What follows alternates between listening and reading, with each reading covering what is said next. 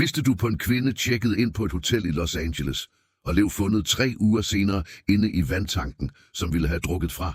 Hendes navn var Elisa Lam, 21 år gammel, alene. Rejser Kalifornien for første gang. Cecil Hotel havde en historie.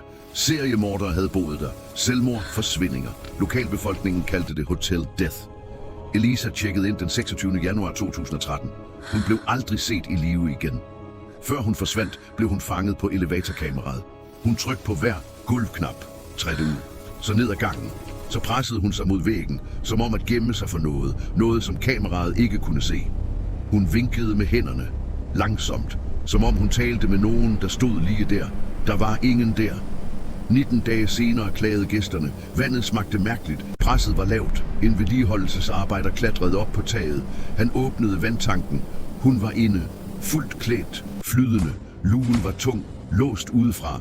Stien til taget krævede en nøgle. Ingen har nogensinde forklaret, hvordan hun kom ind. Sagen blev afgjort ved et uheld, men elevatordørene lukkede de aldrig, mens hun stod der. De ventede bare åben.